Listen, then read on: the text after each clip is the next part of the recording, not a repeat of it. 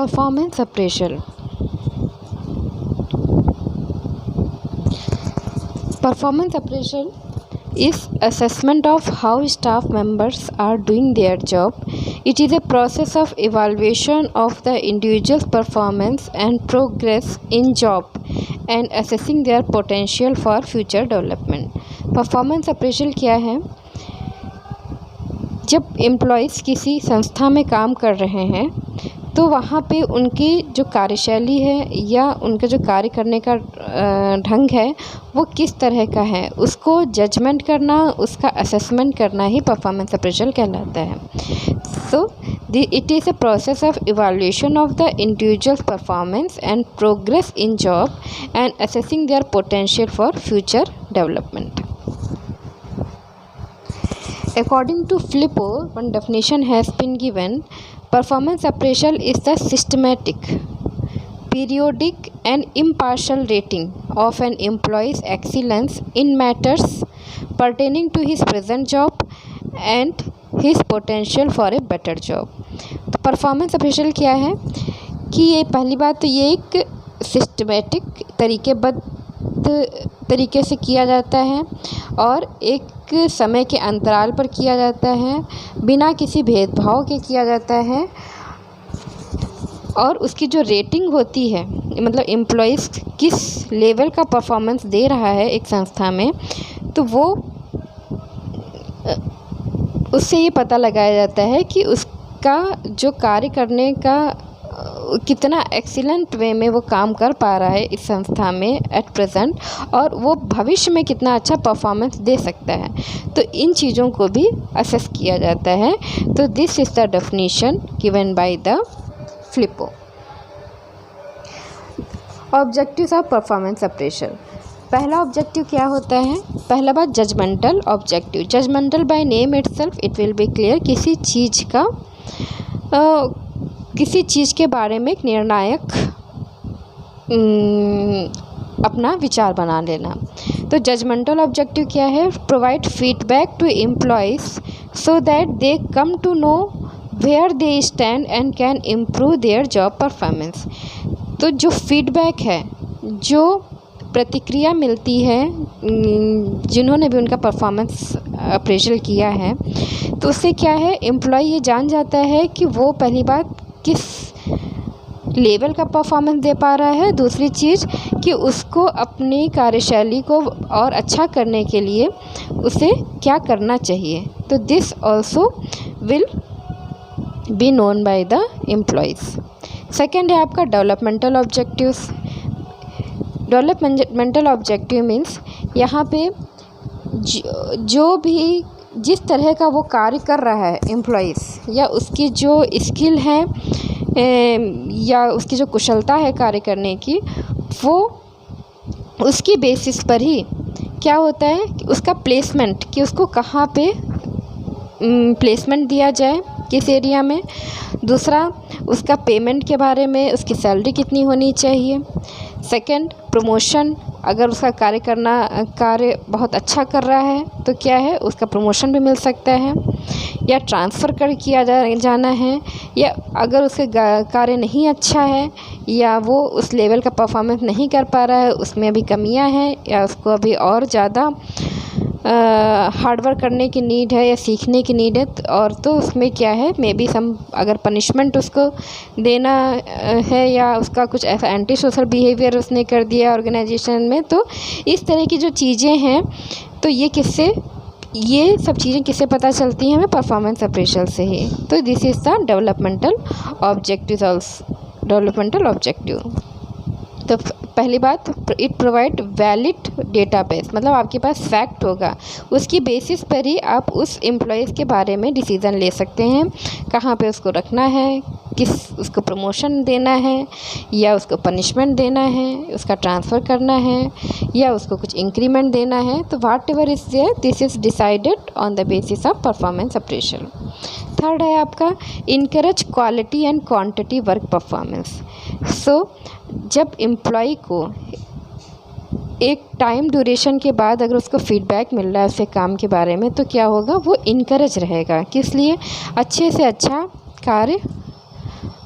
काम करेगा, पहली चीज़ गुणवत्तापूर्वक काम करेगा। दूसरी चीज़ क्या है, वो क्वांटिटी ऑफ वर्क को भी इंक्रीज़ करेगा, because on that basis they will be get the benefit when there will be the performance appraisal will be done by the concerned people. Fourth है आपका identify and remove distraction, dissatisfaction and obstacle as well as ineffective behaviour. तो अगर suppose that you are doing job in an organisation but वहाँ पे कुछ obstacles आ रहे हैं, obstacles का मतलब कि कुछ ऐसी रुकावटें आ रही हैं या जिसकी वजह से आप अपना परफॉर्मेंस अच्छी तरह से नहीं दे पा रहे हैं। फॉर एग्ज़ाम्पल किसी कार्य को आपको मान लीजिए 7 दिन में कंप्लीट करके देना है, लेकिन आपको वो सूचना ही बहुत देर में मिल रही है, आपको 5वें दिन इन्फॉर्मेशन मिली, उसके बाद केवल आपके पास 2 दिन है, इस बेसिस पे आप अपना परफॉर्मेंस अच्छे से नहीं कर पाएंगे। तो ये जैसे लैक ऑफ कम्युनिकेशन हो गया या कुछ और इस तरह की चीज़ें हैं जिसकी वजह से आप अपना बेहतर रूप से अपने कार्य को अंजाम नहीं दे पा रहे हैं। तो इस तरह की अगर कोई चीज़ें हैं तो उनको पहली बात तो फाइंड आउट करना, उसके बाद उनको हटाना। तो this is also objective of performance appraisal. Fifth है आपका identify areas of growth for employees and organisation. तो इस तरह की चीज़ें जो कि पूरे ऑर्गेनाइजेशन के लिए या सभी एम्प्लॉयज़ के लिए हैं कि किसी क्षेत्र में उनकी लैकिंग है और उसमें ग्रोथ की इम्पोर्टेंस है। तो इस तरह की चीज़ों को भी फाइंड आउट करना है और उसके बाद उसको कैसे इम्प्रूव किया जा सकता है उन पर विचार करना, वो भी परफॉर्मेंस अप्रेजल के थ्रू ही है। फॉर एग्ज़ाम्पल मान लीजिए सपोज़ दैट आजकल जैसे ऑनलाइन क्लासेस का ट्रेंड है, ठीक है। तो अगर किसी कॉलेज में या स्कूल में आप हैं और वहाँ पे लोगों को एम्प्लॉयज़ से आप ऑनलाइन क्लासेस के लिए कह रहे हैं, बट मैक्सिमम लोगों को ऑनलाइन का एक्सपीरियंस नहीं है कैसे पढ़ाना है या इस तरह की चीज़ें। तो क्या होगा तो ये क्या है, ये सभी के लिए ग्रोथ की नीड है। Means everyone should how they can be perfect in taking online classes and all this things. So here इस तरह की चीज़ों को फाइंड आउट करके और सपोज उसके लिए कुछ मीटिंग रखनी है या कुछ ऐसे सेमिनार कंडक्ट कराना है या कुछ lecture is required for all the faculty और टीचर्स। तो यहाँ पे क्या होगा, तो इस तरह की चीज़ें हैं जो कि आइडेंटिफाई करनी है और उसके बाद उसके कैसे ग्रोथ किया जाए उस पर विचार करना। This is also a part of performance appraisal. Next is to develop role clarity. Role clarity किस रूप में, मतलब जो एम्प्लॉयज़ हैं जो काम कर रहे हैं वहाँ पे जो कर्मचारी हैं उनको पता रहेगा कि उनको किस क्षेत्र में कितना काम करना है, किस तरह के काम करने से ऑर्गेनाइजेशन का बेनिफिट होगा। तो एक उनका क्या हो, एक डायरेक्शन रहेगा। Means they will be very clear with their specific role, which type of role they have to perform for the growth of organisation. तो this is the develop role of clarity. Then आपका आता है importance. Importance क्या, महत्व क्या है इस performance appraisal का किसी ऑर्गेनाइजेशन में। पहला है आपका कि everyone needs to know how they are doing their job. Means when ये एक हमारा एक नेचुरल फिनोमिना है कि अगर हम कुछ काम को करते हैं बहुत तल्लीनता से, अगर हमने किसी काम को किया है तो क्या है, अगर कोई उसको बढ़ावा देता है या उसकी तारीफ़ करता है तो क्या होता है, हम बहुत ज़्यादा और अच्छा बेहतर परफॉर्म करने की कोशिश करते हैं। अगर सेम वे अगर किसी ने उसको डिस्करेज कर दिया तो क्या होगा, हम जो अच्छे काम भी कर रहे हैं या अपने हार्डवर्क वो हम कहीं ना कहीं हम डिमोटिवेट हो जाते हैं और उसके बाद हम उस चीज़ को उतने मन लगा के नहीं करते हैं।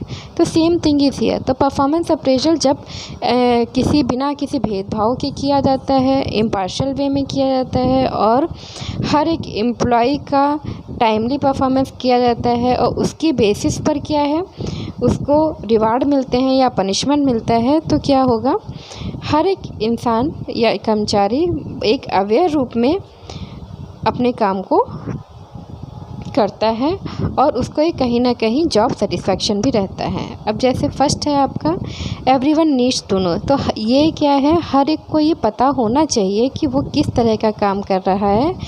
हायर अथॉरिटीज़ के थ्रू उसका बिहेवियर कैसा है और काम करने का ढंग क्या है, और साथ में ही जो लोअर कर्मचारी हैं या जो उनसे नीचे काम कर रहे हैं उनके प्रति उसका व्यवहार कैसा है और वो किस तरह की परफॉर्मेंस दे रहा है। तो ये अगर उसको पता रहेगा तो क्या होगा, वो अपने काम को और बेहतर ढंग से कर पाएगा। दूसरा है आपका people needs to know where they stand and what input they have on organisation. तो इससे क्या होगा, सेकंड, इस ऑर्गेनाइजेशन में वो कहाँ पे स्टैंड कर रहा है, पहली चीज़ जिस लेवल का काम कर रहा है या अपनी जिम्मेदारियां जो भी निभा रहा है उससे ऑर्गेनाइजेशन को कितना फ़ायदा हो रहा है और वो किस लेवल पर है और उसको किस लेवल पर उसको पहुंचना है। तो ये सब चीज़ें भी उसको पता चलती हैं। थर्ड है आपका they need to know how valuable they are, how others respond to them, how much they have solved a problem, where they have been helpful to others, and in general how effective their work is। तो third क्या है कि how valuable they are, मतलब संस्था के लिए वो कितने वैल्यूबल हैं, उनकी क्या वैल्यू है उस संस्था में, और वो अपने कार्य में जो भी डिसीज़न ले रहे हैं वो कितने इफ़ेक्टिव डिसीज़न लेते हैं। कोई अगर प्रॉब्लम है उससे रिलेटेड अगर उन्होंने कोई समाधान निकाला है तो वो किस हद तक कारगर रहा। तो ये सब चीज़ों का भी मूल्यांकन परफॉर्मेंस अप्रेजल के थ्रू किया जाता है। फिर नेक्स्ट है टाइप्स ऑफ परफॉर्मेंस अप्रेजल। उसमें क्या है, पहला है इनफॉर्मल, एक होता है, सेकंड है फॉर्मल। तो इनफॉर्मल में क्या है, यहाँ पे जो इवैल्यूएशन प्रोसीजर है वो बहुत ही इनफॉर्मल में किया जाता है। द थिंग इज़ दैट कोई बहुत बड़ा कोई क्राइटेरिया इतना नहीं रखा जाता, कोई फॉर्म्स नहीं होते हैं इसके लिए, ना कोई एक टाइम पीरियड निर्धारित होता है। बस ये है कि जो पीयर रिव्यूज़ हैं, मीन्स जो उनके सहपाठी उनके साथ में जो कार्य कर रहे हैं उनसे जो है एक फीडबैक ले लिया जाता है, that are maintained by organisation और डायरेक्टिंग एजेंसीज। तो ये एक इनफॉर्मल वे में होता है और ये कोई कंटिन्यूस प्रोसेस नहीं होता है। Whenever it is needed that time वो उसको कर लिया जाता है। तो this type of performance appraisal is known as informal. Now next is the formal. Formal में क्या है, it is usually having an explicit structure including specific forms to fill out and time table for carrying out the procedure. तो यहाँ पे क्या है, specific एक form होता है एंड उसको फिल आउट करना होता है। सेकंड थिंग एक टाइम टेबल होता है, कब कब किस किस का मूल्यांकन करना है। सेकंड थिंग है फॉर्मल इवैल्यूएशन प्रोसीजर में अकर ओनली वंस और ट्वाइस इन ए ईयर, और आपका evaluation forms is filled and send by the concerned authorities or ward in charge। Suppose that if you are a staff nurse, in that case ward in charges को responsibility दी जाती है। Same way ward in charge है तो may be ANS को दिया जाएगा, ANS है तो मे बी DNS को दिया जाएगा, DNS है तो सुपरिटेंडेंट। तो like this things are there. तो ये क्या है कि this person will be decided by the authorities who will do the performance appraisal and on that basis performance appraisal is done as per the time decided by the organization। Purpose of performance appraisal, इसके उद्देश्य क्या हैं। पहला है clarity performance expectation, means it verifies for either they did understand what was expected of people of them or they need to clarify this expectation। कि उनको जो भी कर्मचारी हैं क्या उनको पता है कि उनको क्या कार्य करना है और उनकी लिमिटेशंस क्या हैं, उनको किन एथिक्स में रह के काम करना है, उनको किस तरह की मोरल वैल्यूज़ को फॉलो करना है। तो ये सब चीज़ें उनको पता हैं कि नहीं पता है। नहीं पता है तो उनको अगर जानने की ज़रूरत है, इन दैट केस उनको क्लैरिफाई करना। तो this is the clarify performance expectations. Suppose that you are in a hospital and you are doing job as a staff nurse there. So वहाँ पे आपकी क्या एक्सपेक्टेशन, ऑर्गेनाइजेशन आपसे क्या एक्सपेक्टेशन रखता है, तो ये आपको क्लियर है कि नहीं क्लियर है। तो ये चीज़ें, ये एक पर्पस है आपका परफॉर्मेंस अप्रेजल का, इसके द्वारा उनको पता चलता है। Second, reinforce constructive behaviour. Constructive behaviour, it confirms that people are performing well and providing positive feedback. It emerges constructive behavior, increase motivation and promotes job satisfaction. So this is the thing. reinforce means कि motivate करना किसी को, अगर वो अच्छा behaviour कर रहा है या अपने कार्य को पूरी ईमानदारी से, डेडिकेशन के साथ, हार्ड वर्क करके, और साथ में जो भी ऑर्गेनाइजेशन की पॉलिसी हैं उनको ध्यान में रखते हुए अगर कर रहा है, तो इन दैट केस उसको अगर पॉजिटिव फीडबैक उसको मिल रहा है तो क्या होगा, वो मोटिवेट होगा और अच्छे से अपना काम को करेगा, और सेम वे उसको एक जॉब सेटिस्फैक्शन होगा, उसको एक संतुष्टि भी मिलेगी अपने काम से। थर्ड है आपका correct unsatisfied behaviour. So here correcting unsatisfied means जो कि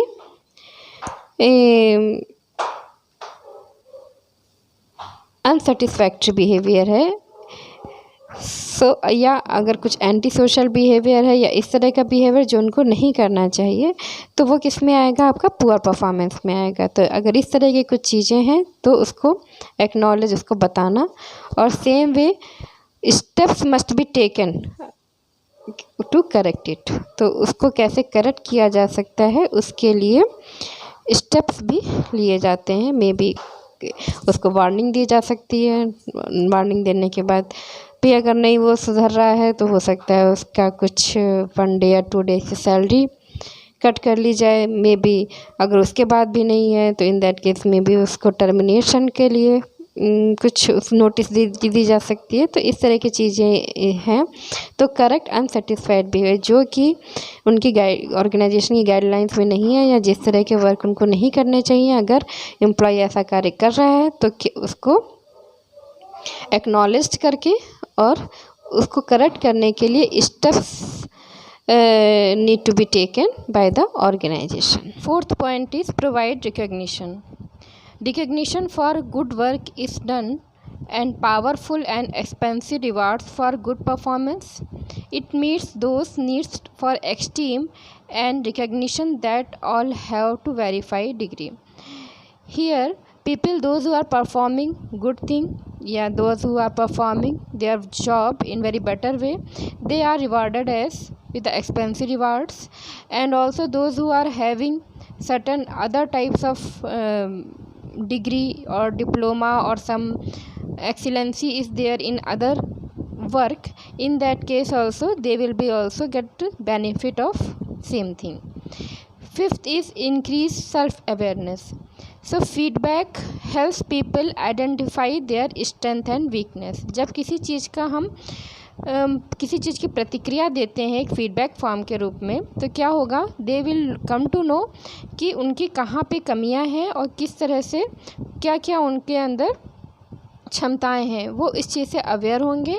and so that efforts can be directed towards reinforcing strength, developing more skills in areas of weakness. So there are certain principles of performance appraisal. First, it is behaviorally stated work goal.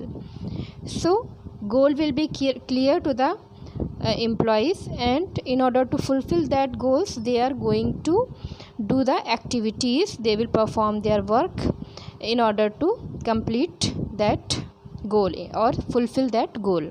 Second, observe representative samples of employees total work activity. So here they can see representative samples of employees. The thing is that those who are performing their work duties in very dedicative manner or with responsibilities. They are performing their duties. In that case, they will be as a representative for others people, and if they are getting the benefits and all, then in that case other employees will also do the same thing, and they will copy the activities of that employees or successful employees की जो भी चीज़ें हैं other people will follow. Third is compare supervisor's evaluation with employee self-evaluation. So this is the opportunity people will get during performance appraisal. People those who are having या employees का एक अपना evaluation होता है, मूल्यांकन होता है. सेम वे अगर कोई दूसरा मूल्यांकन कर रहा है तो उनमें क्या डिफरेंस आया है, this also they will come to know. Fourth है cite specific examples of satisfactory and unsatisfactory performance. तो यहाँ पे क्या है, लोगों को एक बहुत क्लियर चीज़ होगी उस ऑर्गेनाइजेशन में कि जिन्होंने सेटिस्फैक्ट्री काम किया या जिनका परफॉर्मेंस लेवल जो है अनसेटिस्फैक्ट्री था, तो जो रेटिंग आएगी उसकी परफॉर्मेंस की, तो on that basis only they are going to get the rewards in an organisation. तो यहाँ पे कोई भी एक पार्शियलिटी का जो भेदभाव का एक वो होता है, भाव होता है, वो एम्प्लॉयज़ में नहीं आएगा और लोग अपने काम को ज़्यादा अच्छी तरीके से बिना किसी भेदभाव के वो अपने काम को कर सकेंगे. पांचवा है indicate which job area have highest priority for improvement. यहाँ पे क्या है, जैसे परफॉर्मेंस अप्रेजल हो रहा है तो अगर किसी की 6 महीने कहीं पर ड्यूटी दी गई है, किसी एरिया में, मे बी जनरल वार्ड में है या आईसीयूज़ में है या एनआईसीयू या इस तरह कोई स्पेशल यूनिट्स में अगर ड्यूटीज़ दी गई हैं, तो क्या है इसमें भी उसके परफॉर्मेंस लेवल से समझ में आता है कि किस एरिया में बहुत अच्छा परफॉर्मेंस दे रहा है, किस एरिया में उसका परफॉर्मेंस का लेवल थोड़ा कम है.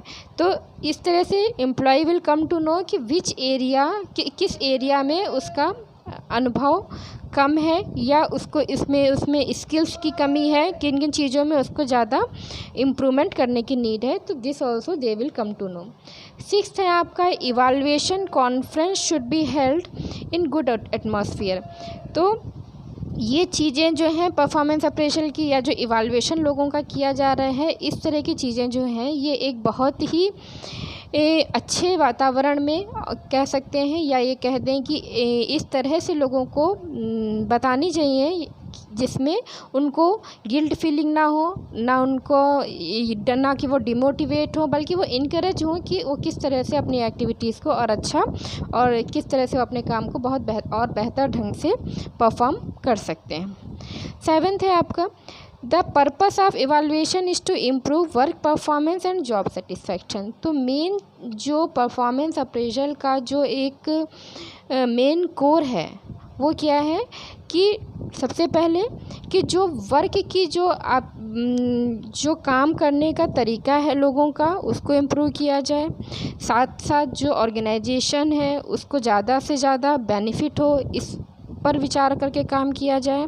तीसरा क्या है कि लोगों में एक अपने जॉब से संतुष्टि का माहौल आए, मतलब लोग जो हैं एक जॉब सेटिस्फैक्शन